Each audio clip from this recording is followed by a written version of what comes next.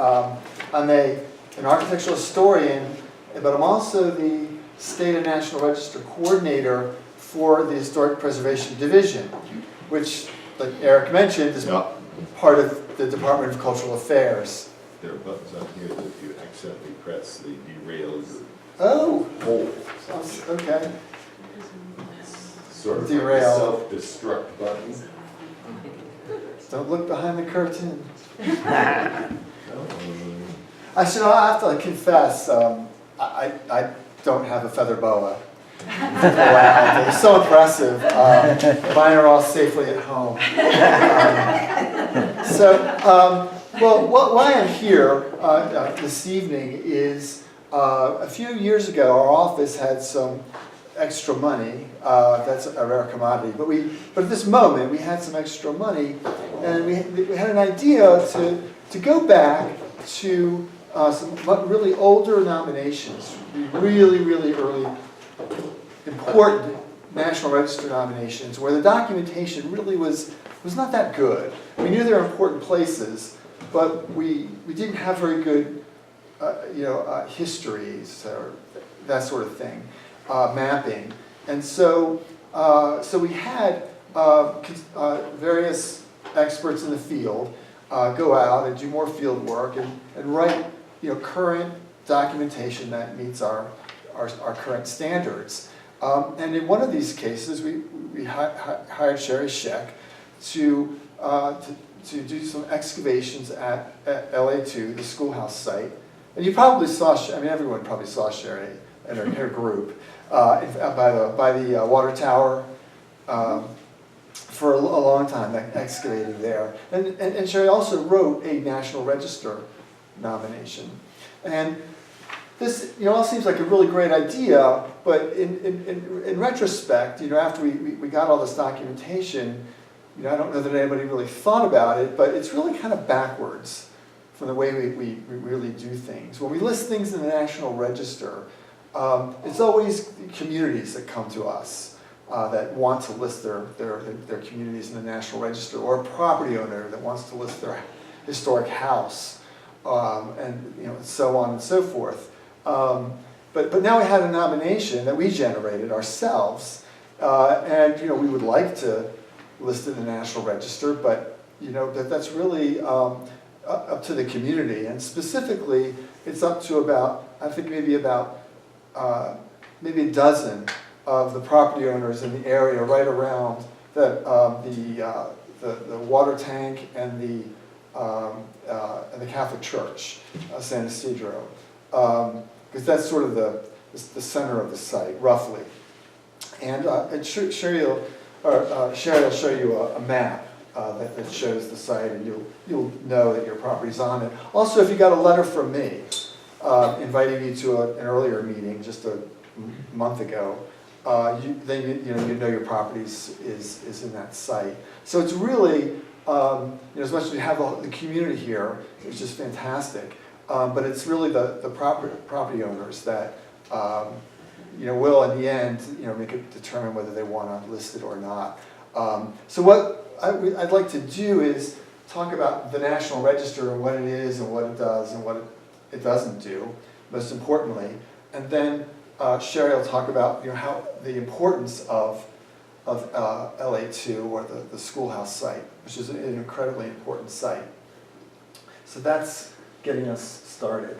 I had at the table there a handout. Maybe some of you have. I'm kind of going to go through it. If you would like on your way out, you can take a handout. It just describes really what the National Register does and what it doesn't do, and that's really what I want to go over today. Now we have a State Register of Cultural Properties. And about 10 years ago, well, exactly 10 years ago, the Agua Fria schoolhouse site was listed in the State Register of Cultural Properties. So maybe you knew that or didn't know that, but the site's listed in the State Register. I find this is true of a lot of people in historic districts. Have no idea they're in a historic district. Doesn't affect them day to day. sometimes move in and they may not even be aware. But the National Register, so the State Register of Cultural Properties is New Mexico's historic register. The National Register of Historic Site is a Park Service, National Park Service program. And they maintain the National Register, but it's administered by all the different states and territories. And it comes out of the National Historic Preservation Act of 1966. And before this, our country had no nationwide, no coherent preservation laws at all. So why in 1966 did we get this act of Congress? Well, for one reason, in the 50s, Eisenhower had come up with, President Eisenhower had come up with this idea of an interstate highway system, and which, as it was built out through, the West, it didn't have such a tremendous impact on cultural resources. But in the Northeast, it was devastating. Devastating as it went through Richmond, Baltimore, Philadelphia, New York, Boston. I mean, it plows right through the center of town and destroyed countless 18th century houses and buildings. Also, the National Historic Preservation, before the National Historic Preservation Act, slum clearance was a huge enterprise in the 1950s and early 1960s, where city leaders would go out and they would look at these very poor, very rundown neighborhoods and decree them as blight, and they would be demolished and replaced with new buildings. But what they often miss is that although these communities are poor, they often had very, very tight, close-knit communities. And so this was one of the results. You get to ignore that. That just goes away by itself. Okay, because I'm scared. Because it's scaring me. Okay. So anyway, so then our cities, northeastern cities, Rust Belt cities, and West Coast cities fill up with these public housing projects. And then also, the houses of our founding fathers were falling into disrepair and ruin. This is Mount Vernon, of course, George Washington's home, and Thomas Jefferson's Monticello. These were only saved by, good-hearted, citizens. There's no program at that point. So in 1966, taking all of this into view, Lyndon Johnson passed the National Historic Preservation Act, which was part of his raft of legislation that's come to be known as the Great Society, which gave us Medicare and Medicaid and Head Start, more funding for education, a war on poverty, and daylight savings time. So what is a National Register? The definition of the National Register is really easy. It's our nation's official list of properties worthy of preservation. It's short and elegant and really covers everything. And then after that it gets a little more complicated. The criteria to be listed is a property must be at least 50 years of age, although people think it's a rule, but it's not, it's just a guideline. We routinely list properties that are less than 50 years of age. And then it must maintain what's called historic integrity. A property must really look the way it did during the period we consider it historic. So now this is a very old building. It's an old community store. You can see it's had an addition on, which is probably historic, but it has its the essential elements. It's in its original location. It has its probably original setting. It's its original design and materials. So all the things that convey its significance, it still has. Now this is a building that's really missing a lot of those elements. But archaeology as well. Archaeological sites has to maintain integrity to be eligible as well. So we have 50 years of age. We must maintain integrity. The third thing is that a property to be eligible for the National Register has to meet one of these criteria. It can meet all of them, it can be, and it can be significant for a lot of areas of significance, but it just has to meet one. It has to be significant with an event, which could be a singular moment, like a Civil War battle, or it could be something long-term, like transportation or commerce. It could be associated with a significant person, it could be an excellent example of architecture, engineering, or landscape architecture, or it could be just a representative example. And then it could be significant for archaeology as well. So here, this is not New Mexico. Sometimes I get really like weird.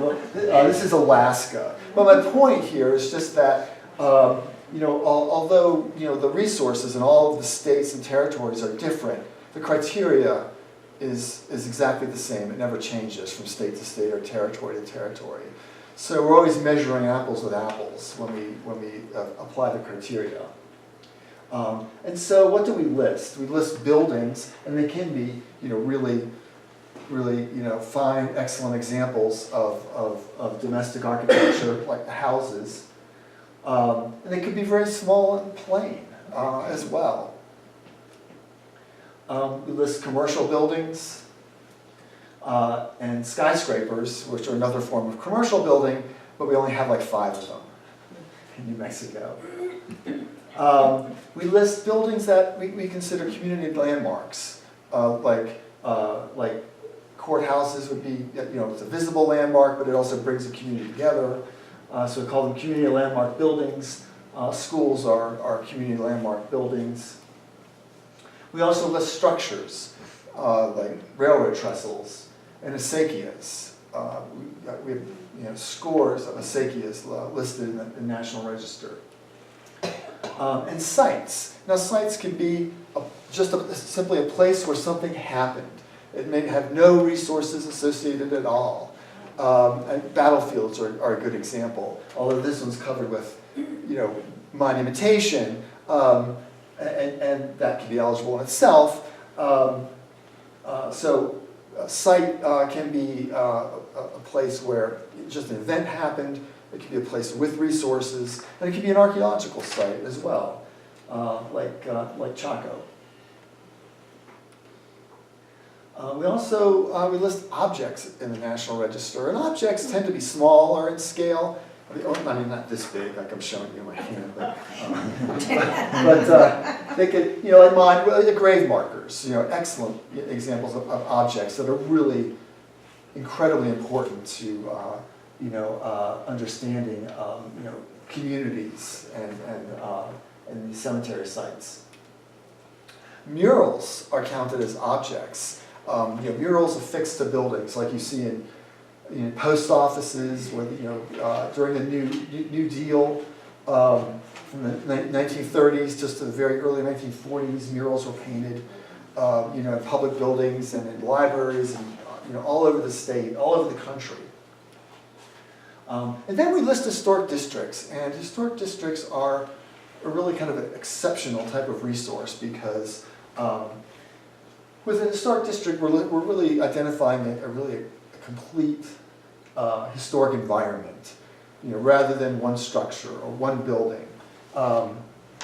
You have really not only the houses here, but you have the setbacks and how they're continuous. You have the lawns and the sidewalks. Maybe those are historic, or the width of the street and the landscaping. These are all things that we consider if we were listing as a historic district rather than just an individual house. We really prefer, in my office, we prefer to list historic districts because they don't take a lot more time than an individual property, but we can list so many more houses and in a historic district. For example, and I say this because there's a tax advantage to being an historic district, which I'll mention in a moment. So we list residential districts. We list commercial downtowns. Farms and ranches are also types of historic districts.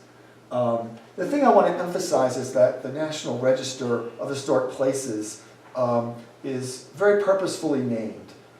National Register of Historic Places, because the emphasis is on a place. And that's why when the National Register evaluates whether a property has historic integrity, which we talked about a moment ago, the first thing they look at is its location. Is it in its original location? Because that's the first on their list. And in fact, when we list a property in the National Register, like a historic district you see here, really what we're listing is geography. Everything else is described, but we're principally listing geography. We list points of latitude and longitude. And so this is why the National Register really frowns on moved buildings. Now, I don't see that so much here. I know you can't move an adobe building very well. But where I last worked in Georgia, they moved buildings like, at breakfast time. I just moved buildings all the time. And sometimes it's really hard to tell that a building's been moved, but you really have to be cognizant of that. So what does listing in the National Register do? This is really what I want to emphasize. Helps preserve historic properties by recognizing the significance. Because it's not just that it's listed, it's the it's the nomination, the National Register nomination form. That's really important because that's what Cherie worked on.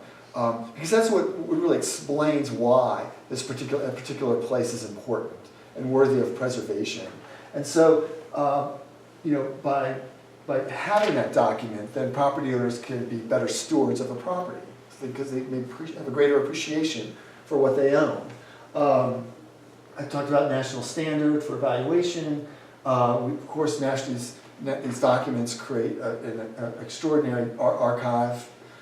There's about 90,000 plus listings in the National Register nationwide.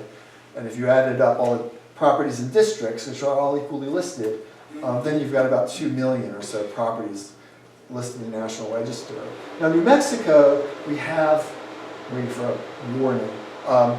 So in New Mexico, we have 2,040 or so listings in the state and National Register. So, and then I'll come back to section 106.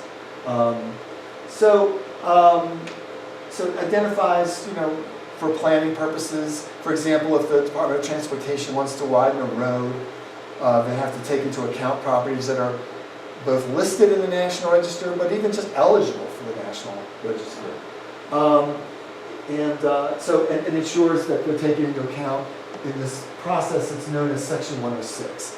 It's called Section 106 because that's what it's named and where it falls in the legislation that the National Historic Preservation Act is housed in. But what that means is that if the federal government issues a license or a permit or spends money on any type of project, and they spend a lot of money in the states. But if they do, in any of these activities, they have to take into account historic properties. And often that means that our office reviews, what their undertaking is.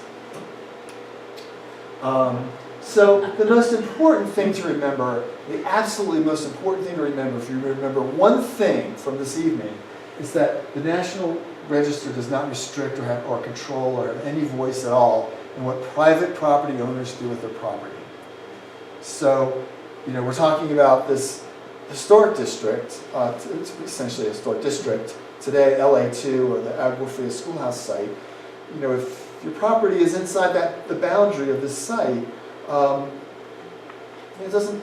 could still build a garage, you could dig a well, you could still do everything that you could do, before the National Register. The National Register doesn't dictate to property owners what they do with the property. There's no preservation police. They're going to come by and see what you're doing. So if you want to paint your house a leopard's print, really, that's between you and your neighbors. Or Hello Kitty in the house. The National Register. You can have your house listed in the National Register on a Wednesday, but you can demolish it on a Thursday. That's really the extent of it. It does not prevent the demolition of historic properties. Now, you're thinking, no, I know that's not true. Because I know people that live in Santa Fe and they have all this grief when they want to, change the paint color on their property. Well, that's probably true because they live in Santa Fe. And if they live in a certain area of downtown Santa Fe or one of the other historic districts, they're in a local zoning overlay. And they can dictate what you do with the way you manage your property. But that's wholly apart from the National Register. That's what local communities can choose to do themselves. So there are benefits to listing in the National Register. We have a tax incentive program for property owners whose properties are listed in the National Register. So you could, we have a $50,000 tax credit for qualified rehabilitation expenses that you could put towards your house. For example, if you wanted to re-roof your house, you could spend up to really $25,000. It's a 50% credit up to $50,000. So you could get $25,000 to put towards a roof or building systems or things of that sort. But this is on our webpage. You have our web address on this handout, and you could go to look at our webpage, and you can get all the information on this our tax program, which is a very popular program, as you can imagine. So the process for listing is, you can see, we're really almost, we've got a lot of this done. We have an application form. The Historic Preservation Division's reviewed it. We in the process of getting this in its final form, but really now it's just, it'd be a question of presenting it to the Cultural Properties Review Committee, which is a body appointed by the governor that reviews all nominations to the state register, and recommends them to the National Register, and then it gets mailed off to the Park Service, and they have their historians, and then they look at it and eventually sign it into the National Register. And you can buy a plaque. It's like the single most asked question that I get. Like every day I get calls about plaques. How can I get a plaque? And then at that point you can celebrate. And maybe borrow some people from the greater Santa Fe area for your ticker tape parade. But truly it is an accomplishment to have a property listed in the National Register. And I know that all of you don't live at the Agua Fria Schoolhouse site, but for the larger community, this is really a tremendous thing, because Cherie's going to come up in a second and tell you really how important this site is. It was just extraordinarily important. I mean, this is why, one reason why it was the second archaeology site that was that was excavated and numbered in New Mexico. It's LA2. I think we're up to what are we up to now? Like LA, almost 200,000. Yeah. High. Yeah. But this is LA. That's why we call it LA2, because that's what the archaeology community refers to it as, because that's such a unique identification. But I'll maybe, if you have any questions, do you have questions about the National Register that I could answer? Well, I just want to add that, I really think that Secretary of Interior Stuart Udall had a lot to do with the Johnson administration, and he is our local hero, and I think he should be credited with some of that. I should have an image of him. That's true. You should. I have an image you can copy. And I'll get to you. And then, no, you had your hand up first. Yeah. Selfishly, I used to teach at the College of Santa Fe, and I worked in the theater building. And there's been some talk about having that declared as historic with Gergarsen Theater, which is ironically 51 years old. Because of the association with the Fogelsons and Gergarsen, and because of the Christian Brothers history and so on and so forth. But the city owns that land. Does the city have to make that application?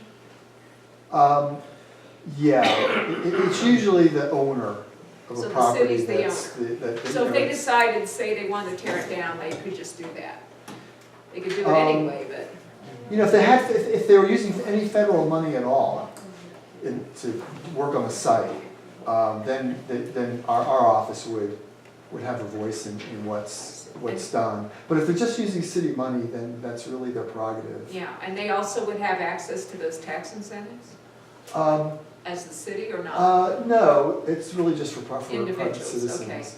okay. What I would tell you though, is that the city has archaeologists that work for the city, and they've got planners for the city, so they have their own, in fact, they call it a historic preservation division, Okay, you know. I didn't know that. Yes, and so they're very mindful of what they have.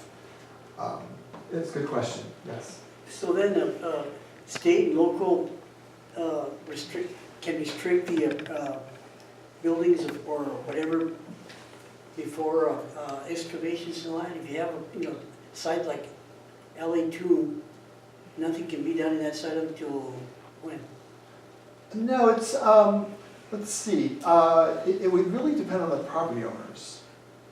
You know, like I said, I mean, the property owners are really the drivers. They control the process. Now, For example, okay, that property right there is church property. yeah, And for many years, we wanted to build the church there, the church, but we're restricted because apparently you have to have, excavations done at super amount of cost. yeah. You know. That's probably a question for the city. Depends on the county. It's a county. It's a question for the county, for county. County. I'm not aware that they take such an active hand in If what there's, private if property there's owners do. funding, it depends on On the the funding, funding. it depends on the funding. Depends on who and how the project is funded. Yeah, Right.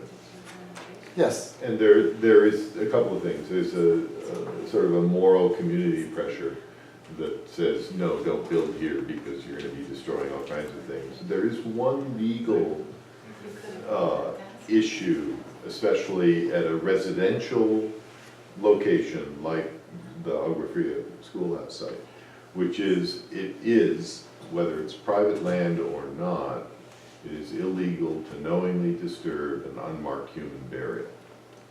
And where people have lived for a long period of time, you're going to find burials.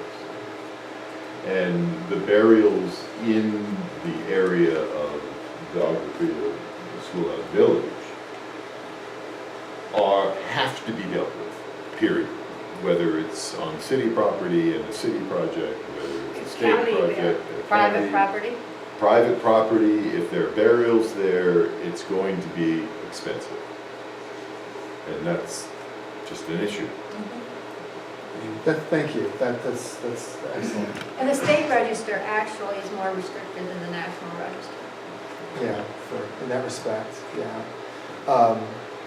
Human burials are, we have in our office is Michelle Enzi, is a state archaeologist, and she's usually involved in, in issues related to human burial.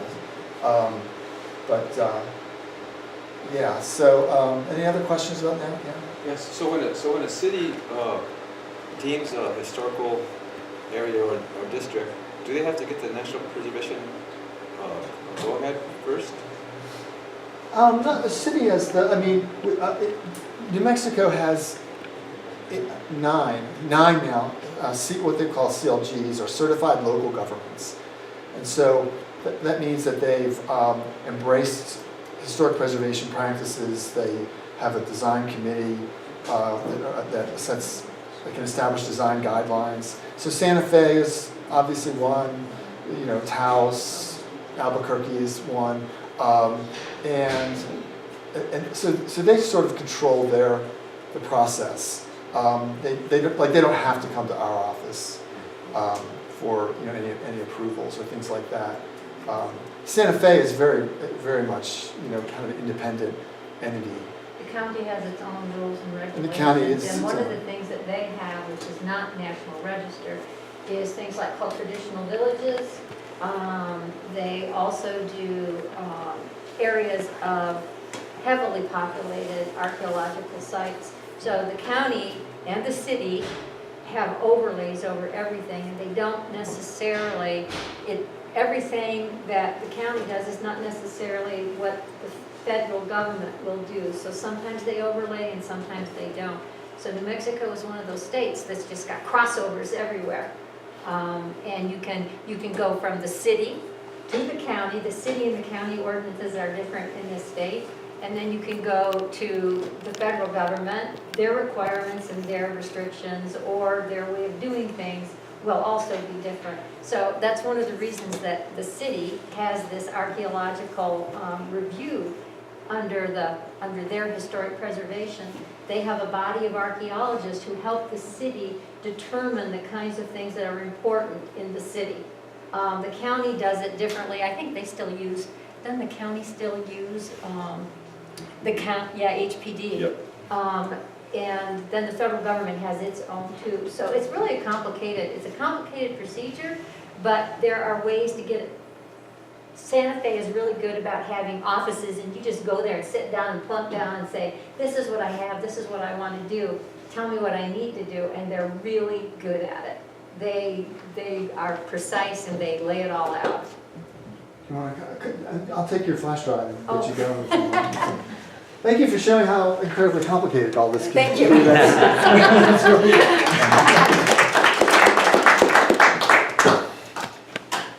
While they're setting up for the next one, if there was ever an argument for archaeology stopping something, it would have been the convention center downtown.